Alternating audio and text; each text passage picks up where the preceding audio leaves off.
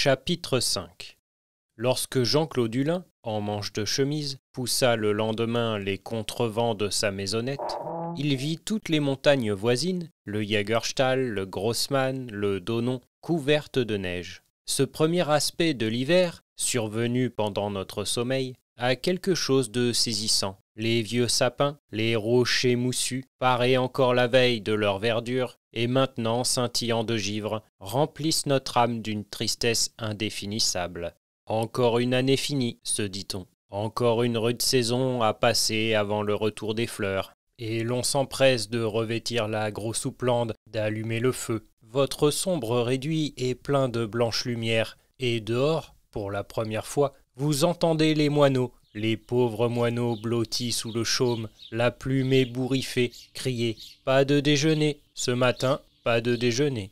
Hulin mit ses gros souliers ferrés à double semelle et passa sur sa veste la grande camisole de bure. Il entendait Louise marcher au-dessus de sa tête dans la petite mansarde. « Louise !» cria-t-il. « Je pars !»« Comment ? Vous sortez encore aujourd'hui ?»« Oui, mon enfant, il le faut. Mes affaires ne sont pas terminées. » Puis, s'étant coiffé de son large feutre, il monta l'escalier et dit à demi-voix « Tu ne m'entendras pas de sitôt, mon enfant. J'ai des courses à faire assez loin. Ne sois pas inquiète. Si l'on te demande où je suis, tu répondras chez le cousin Mathias, à Saverne. Vous ne déjeunez donc pas avant de partir ?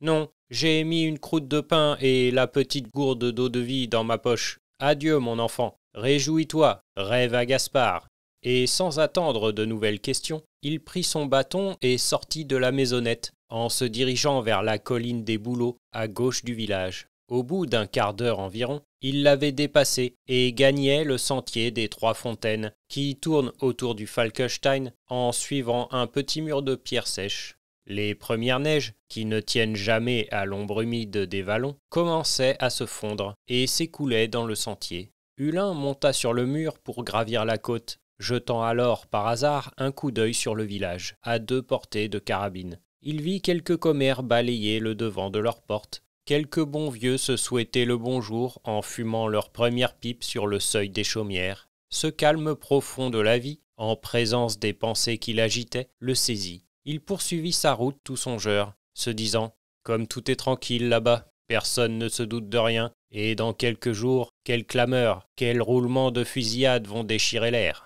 Comme il s'agissait d'abord de se procurer de la poudre, Catherine Lefèvre avait tout naturellement jeté les yeux sur Marc Divès, le contrebandier, et sa vertueuse épouse Ex-Beisel. Ces gens vivaient de l'autre côté du Falkenstein, sous la roche même du vieux bourg en ruine. Il s'était creusé là-dedans une sorte de tanière fort commode, laquelle n'avait qu'une porte d'entrée et 2 lucarnes, mais qui, d'après certaines rumeurs, communiquait à de vieux souterrains par une crevasse. Jamais les douaniers n'avaient pu la découvrir, malgré de nombreuses visites domiciliaires pratiquées dans ce but. Jean-Claude et Marc Divès se connaissaient depuis leur enfance. Ils avaient déniché ensemble des éperviers et des chouettes, et depuis, ils se voyaient presque toutes les semaines, au moins une fois, à la série du Valtin. Hulin se croyait donc sûr du contrebandier, mais il doutait un peu de madame Ex-Beisel, personne fort circonspecte, et qui n'abonderait peut-être pas dans le sens de la bataille. Enfin, se disait-il tout en marchant, nous allons voir. Il avait allumé sa pipe, et de temps en temps, il se retournait pour contempler l'immense paysage, dont les limites s'étendaient de plus en plus. Rien de beau comme ces montagnes boisées, s'élevant les unes par-dessus les autres dans le ciel pâle, comme ces vastes bruyères s'étendant à perte de vue, toutes blanches de neige, comme ces ravins noirs encaissés entre les bois, leurs torrents au fond courant sur les galets verdâtres polis comme du bronze. Et puis, le silence, ce grand silence de l'hiver. Cette neige encore tendre, tombant de la cime des hauts sapins sur les branches inférieures qui s'inclinent. Les oiseaux de proie tourbillonnant par couples au-dessus des forêts en jetant leurs cris de guerre. Voilà ce qu'il faut voir, voilà ce qu'on ne peut décrire. Environ 1 heure après son départ du village des Charmes, Hulin, grimpant le sommet du pic, atteignait la base du rocher des Arbousiers. Tout autour de cette masse granitique s'étend une sorte de terrasse rocailleuse, large de 3 à 4 pieds.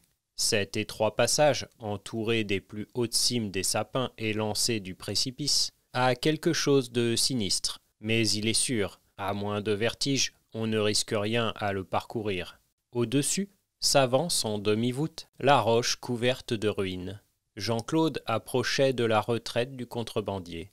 Il s'arrêta quelques secondes sur la terrasse, remit sa pipe en poche, puis s'avança sur le passage, qui décrit un demi-cercle et se termine de l'autre côté par une brèche. Tout au bout, et presque au bord de cette brèche, il aperçut les 2 lucarnes de la tanière et la porte entr'ouverte. Un gros tas de fumier se trouvait amoncelé sur le seuil. Dans le même instant, apparut Ex-Bézèle, repoussant avec un grand balai de genêt vert le fumier dans l'abîme. Cette femme était petite, sèche. Elle avait les cheveux roux ébouriffés, les joues creuses, le nez pointu, les yeux petits, brillants comme 2 étincelles, la bouche mince, garnie de dents très blanches, et le teint rougeâtre. Quant à son costume, il se composait d'une jupe de laine très courte et très sale, d'une chemise de grosse toile assez blanche. Ses petits bras bruns musculeux, recouverts d'une sorte de duvet jaune, étaient nus jusqu'aux coudes, malgré le froid excessif de l'hiver à cette hauteur. Enfin, pour toute chaussure, elle traînait 2 longues savates en lambeaux. « Hé, bonjour, Ex-Bézèle !» lui cria Jean-Claude d'un ton de bonne humeur railleuse. « Vous êtes donc toujours grosse et grasse, contente et réjouie, ça me fait plaisir. » Ex-Bézèle s'était retourné comme une belette surprise à l'affût. Sa chevelure rousse avait frémi, et ses petits yeux lançaient des éclairs. Cependant, elle se calma tout de suite, et s'écria d'une voix brève, comme se parlant à elle-même. « Hulin, le sabotier, qu'est-ce qu'il veut ?»« Je viens voir mon ami, Marc, belle Ex-Bézèle, » répondit Jean-Claude. « Nous avons à causer affaires. »« Quelles affaires ?»« Ah, cela nous regarde. Voyons, laissez-moi passer, que je lui parle. »« Marc dort. »« Eh bien, il faut le réveiller. Le temps presse. » Ce disant, Hulin se courbait sous la porte et pénétrait dans un caveau dont la voûte, au lieu d'être ronde, affectait des courbes irrégulières sillonnées de fissures. Tout près de l'entrée, à 2 pieds du sol, la roche formait une sorte d'âtre naturel. Sur l'âtre brûlaient quelques charbons et des branches de genévrier. Tous les ustensiles de cuisine de Ex-Bézèle consistaient en une marmite de fonte, un pot de grès rouge, 2 assiettes ébréchées et 3 ou 4 fourchettes d'étain. Tout son mobilier en un escabeau de bois, une hachette à fendre des bûches, une boîte à sel accrochée contre la roche et son grand balai de genêt vert. À gauche de cette cuisine s'ouvrait une autre caverne à porte irrégulière, plus large du haut que du bas, se fermant au moyen de 2 planches et d'une traverse. « Eh bien, où est donc Marc ?» dit Hulin en s'asseyant au coin de l'âtre. « Je vous ai déjà dit qu'il dort. Il est revenu hier très tard. Il faut que mon homme dorme, entendez-vous ?»« J'entends très bien, cher Ex-Bézèle, mais je n'ai pas le temps d'attendre. »« Alors allez-vous-en. »« Allez-vous-en, c'est bientôt dit. Seulement je ne veux pas m'en aller. Je n'ai pas fait 1 lieue pour m'en retourner les mains dans les poches. »« C'est toi, Hulin ?» interrompit une voix brusque, sortant de la cave voisine. « Oui, Marc. »« Ah, j'arrive. » On entendit un bruit de paille remuée, puis le couvercle de bois fut tiré. Un grand corps, large de 3 pieds d'une épaule à l'autre, sec, osseux, voûté, le cou et les oreilles couleur de brique, les cheveux bruns touffus, se courba sous l'ouverture, et Marc d'Yvesse se dressa devant Hulin, en bâillant et détirant ses longs bras avec un soupir saccadé. Au premier abord, la physionomie de Marc d'Yvesse semblait assez pacifique. Son front large et bas, les tempes dégarnies, ses cheveux courts, frisés, s'avançant en pointe jusqu'auprès des sourcils, son nez droit et long, son menton allongé, surtout l'expression calme de ses yeux bruns, l'eussent fait classer dans la famille des ruminants plutôt que des fauves. Mais on aurait eu tort de s'y fier. Certains bruits couraient dans le pays que Marc d'Yvesse, en cas d'attaque des douaniers, ne se faisait nul scrupule de se servir de la hache et de la carabine pour en finir plus vite. C'est à lui qu'on attribuait plusieurs accidents graves survenus aux agents du fisc. Mais les preuves manquaient absolument.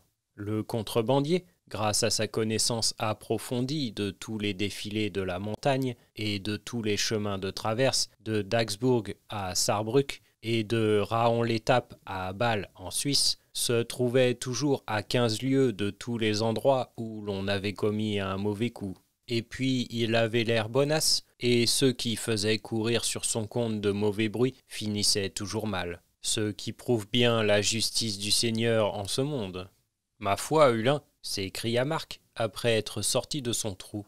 Je pensais à toi hier soir, et si tu n'étais pas venu, j'aurais été tout exprès à la scierie du Valtin pour te rencontrer. Assieds-toi, ex-Bézelle, donne la chaise à Hulin. » Puis il s'assit lui-même sur l'âtre, le dos au feu, en face de la porte ouverte, où soufflaient tous les vents de l'Alsace et de la Suisse. Par cette ouverture, on jouissait d'une vue magnifique. On aurait dit un véritable tableau encadré dans le roc, mais un tableau immense, embrassant toute la vallée du Rhin, et par-delà des montagnes qui se fondaient dans la brume. Et puis on respirait frais, et le petit feu, qui dansait dans le nid de hibou, faisait plaisir à voir avec ses teintes rouges lorsqu'on s'était baigné les yeux dans l'étendue bleuâtre. « Marc, dit Hulin après un instant de silence, puis-je parler devant ta femme? Elle et moi, nous ne faisons qu'un. Eh bien, Marc, je viens t'acheter de la poudre et du plomb. Pour tirer des lièvres, n'est-ce pas? Fit le contrebandier en clignant des yeux. Non, pour nous battre contre les Allemands et les Russes. Il y eut un instant de silence. Et il te faudra beaucoup de poudre et de plomb? Tout ce que tu pourras fournir. Je puis en fournir aujourd'hui pour 3000 francs, dit le contrebandier. Je les prends. Et autant dans 8 jours, ajouta Marc du même ton calme et l'œil attentif. Je les prends. Vous les prenez, s'écria ex-Bézelle. Vous les prenez, je le crois bien. Mais qui est-ce qui les paie? Tais-toi, dit Marc d'un ton rude.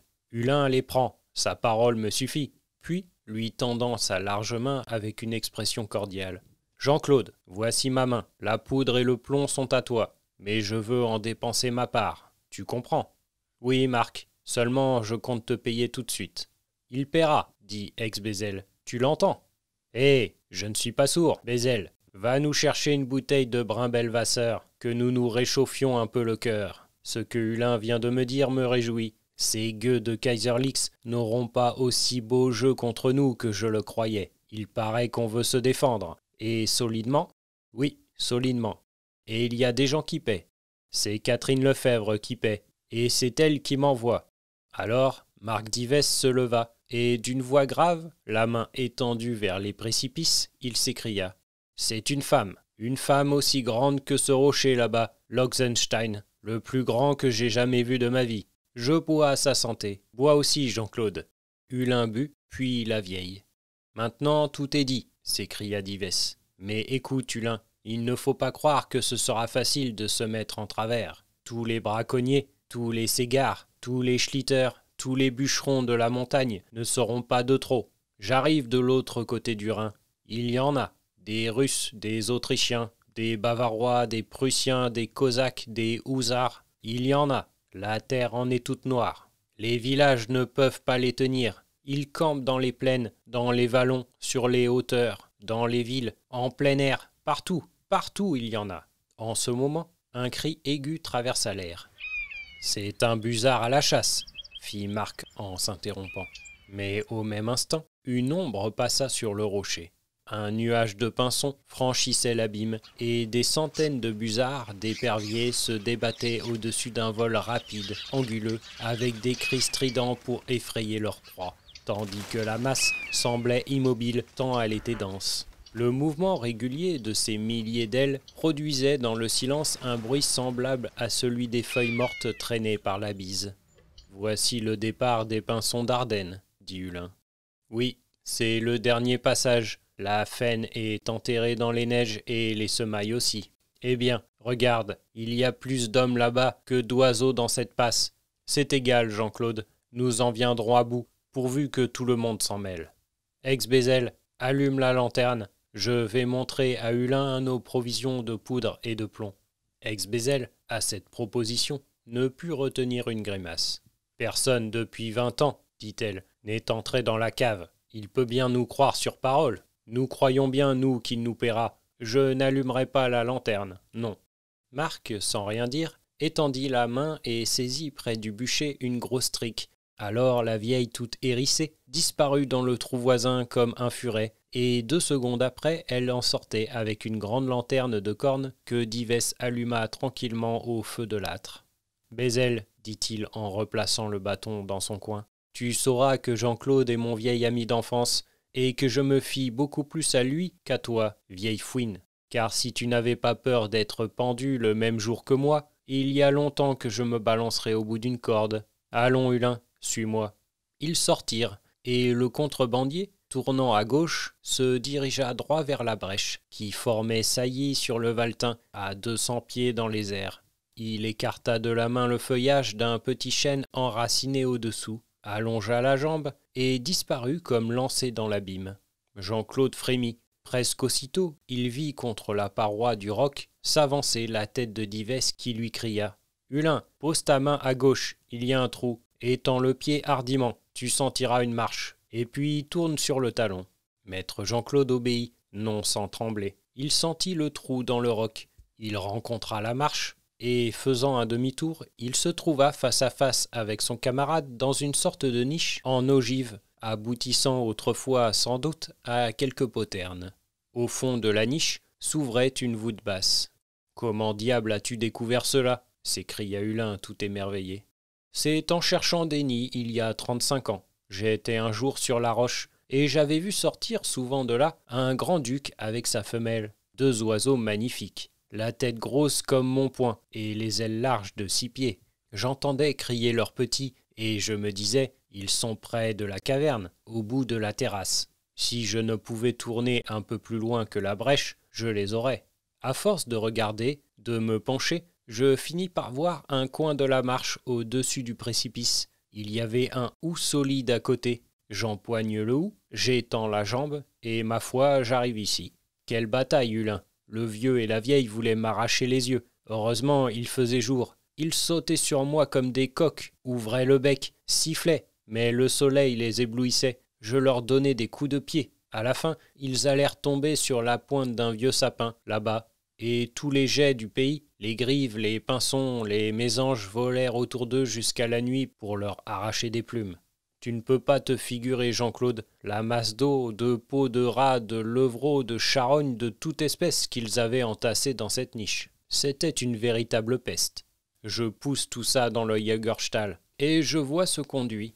Il faut te dire qu'il y avait 2 petits. Je commençai par leur tordre le cou, et par les fourrer dans mon sac. Après cela, bien tranquille, j'entre, et tu vas voir ce que je trouve. Arrive. Ils se glissèrent alors sous la voûte étroite et basse, formée de pierres rouges énormes, où la lumière projetait en fuyant sa lueur vacillante. Au bout de 30 pas environ, un vaste caveau de forme circulaire, effondré par le haut et bâti sur le roc vif, apparut à Hulin. Au fond s'élevaient une 50aine de petites tonnes en pyramide, et sur les côtés, un grand nombre de lingots de plomb, des sacs de tabac dont la forte odeur imprégnait l'air.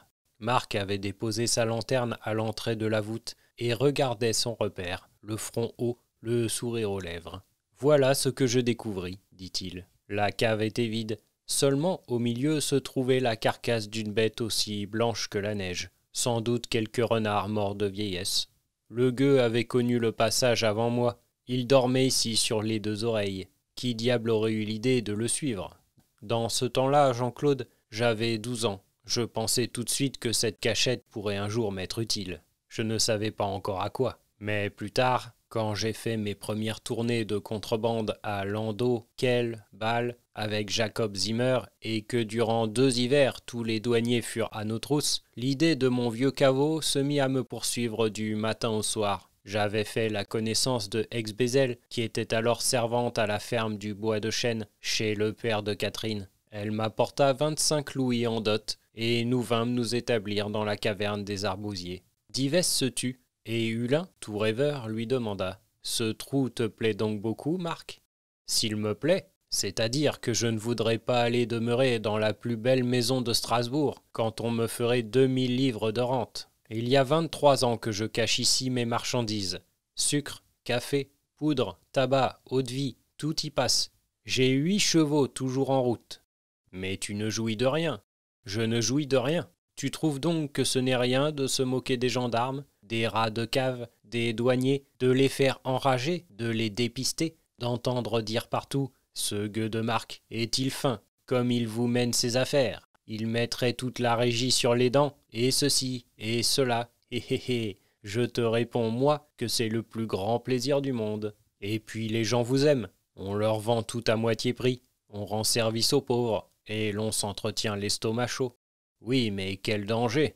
Bah, jamais un douanier n'aura l'idée de passer la brèche. Je le crois bien, pensa Hulin, en songeant qu'il lui faudrait de nouveau franchir le précipice. C'est égal, reprit Marc. Tu n'as pas tout à fait tort, Jean-Claude. Dans les premiers temps, lorsqu'il me fallait entrer ici avec ces petites tonnes-là sur l'épaule, je suais à grosses gouttes. Maintenant, j'y suis habitué.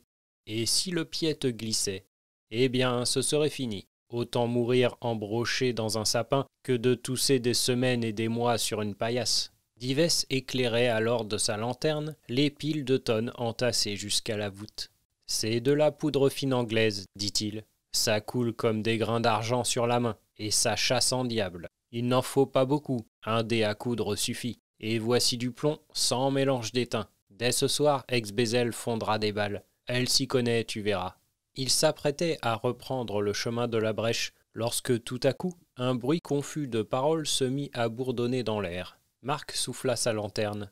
Ils restèrent plongés dans les ténèbres. « Quelqu'un marche là-haut, » dit tout bas le contrebandier. « Qui diable a pu grimper sur le Falkenstein par ce temps de neige ?» Ils écoutèrent, retenant leur haleine, l'œil fixé sur le rayon de lumière bleuâtre qui descendait d'une étroite fissure au fond de la caverne. Autour de cette fenille croissaient quelques broussailles scintillantes de givre. Plus haut, on apercevait la crête d'un vieux mur. Comme ils regardaient ainsi dans le plus profond silence, voilà qu'au pied du mur apparut une grosse tête ébouriffée, le front serré dans un cercle luisant, la face allongée, puis une barbe rousse en pointe, le tout se découpant en silhouette bizarre sur le ciel blanc de l'hiver. « C'est le roi de carreau, fit Marc en riant. « Pauvre diable, murmura Hulin d'un ton grave. Il vient se promener dans son château, les pieds nus sur la glace et sa couronne de fer-blanc sur la tête. Tiens, regarde, le voilà qui parle. Il donne des ordres à ses chevaliers, à sa cour. Il étend son sceptre au nord et au midi. Tout est à lui. Il est maître du ciel et de la terre, pauvre diable. Rien qu'à le voir avec son caleçon et sa peau de chien râpée sur le dos, j'ai froid dans le long des reins. Oui, Jean-Claude, ça me produit l'effet d'un bourgmestre ou d'un maire de village qui s'arrondit le ventre comme un bouvreuil et souffle dans ses joues rouges en disant « Moi, je suis Hans Haden, j'ai 10 arpents de beaupré, j'ai 2 maisons, j'ai une vigne, mon verger, mon jardin, j'ai ceci, j'ai cela. » Le lendemain, il lui arrive une petite colique et bonsoir. Les fous, qui est-ce qui n'est pas fou? Allons-nous-en, Hulin. La vue de ce malheureux qui parle au vent et de son corbeau qui chante la famine me font claquer les dents. Ils entrèrent dans le couloir, et l'éclat du jour, au sortir des ténèbres, faillit éblouir Hulin. Heureusement, la haute taille de son camarade, debout devant lui, le préserva du vertige. « Appuie-toi solidement, » dit Marc. « Imite-moi, la main droite dans le trou, le pied droit en avant sur la marche. Un demi-tour, nous y sommes. » Ils revinrent dans la cuisine, où Ex-Bézelle leur dit que Yeggoff était dans les ruines du vieux bourg. « Nous le savons, » répondit Marc. « Nous venons de le voir prendre le frais là-haut, chacun son goût. » Au même instant, le corbeau Hans planait au-dessus de l'abîme, passant devant la porte en poussant un cri rauque. On entendit les broussailles secouer leurs grésilles, et le fou apparut sur la terrasse. Il était tout hagard, et, lançant un coup d'œil vers le foyer, il s'écria « Marc Dives, tâche de déménager bientôt. Je t'en préviens, je suis las de ce désordre. Les fortifications de mes domaines doivent être libres. Je ne souffrirai pas que la vermine se niche chez moi. Prends tes mesures en conséquence. » Puis, apercevant Jean-Claude, son front se dérida. « Toi ici, Hulin ?» dit-il. « Serais-tu enfin assez clairvoyant pour accepter les propositions que j'ai daigné te faire ? Sentirais-tu qu'une alliance telle que la mienne est le seul moyen de vous préserver de la destruction totale de votre race ? S'il en est ainsi, je te félicite. Tu montres plus de bon sens que je ne t'en supposais. » Hulin ne put s'empêcher de rire. « Non, Yeggoff, non. Le ciel ne m'a pas encore assez éclairé, dit-il, pour que j'accepte l'honneur que tu veux bien me faire. D'ailleurs, Louise n'est pas encore en âge de se marier. » Le fou était redevenu grave et sombre. Debout au bord de la terrasse, le dos à l'abîme, il semblait là comme chez lui, et son corbeau tourbillonnant à droite à gauche ne pouvait le troubler. Il leva son sceptre, fronça le sourcil et s'écria « Donc c'est pour la seconde fois, Hulin, que je te réitère ma demande, et c'est pour la seconde fois que tu oses me refuser. Maintenant je la renouvellerai encore une fois, entends-tu? Puis que les destinées s'accomplissent. » Et tournant gravement les talons, le pas ferme, la tête haute et droite malgré l'extrême rapidité de la pente, il descendit le sentier de la roche.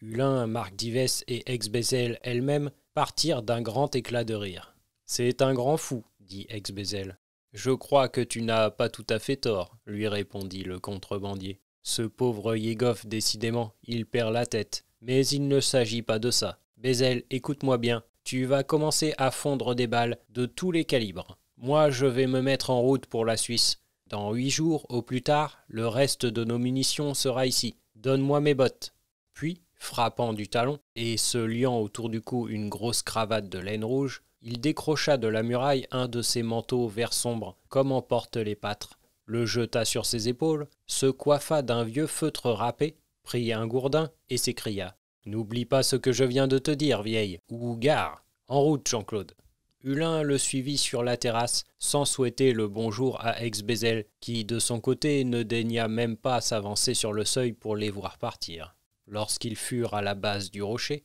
Marc Divès, s'arrêtant, dit « Tu vas dans les villages de la montagne, n'est-ce pas, Hulin ? » ?»« Oui, c'est la première chose à faire. Il faut que je prévienne les bûcherons, les charbonniers, les flotteurs de ce qui se passe. »« Sans doute. N'oublie pas Materne du Hengst et ses 2 garçons, la Barbe de Daxbourg, Jérôme de Saint-Quirin. Dis-leur qu'il y aura de la poudre, des balles, que nous en sommes, Catherine Lefebvre, moi, Marc Divès, et tous les braves gens du pays.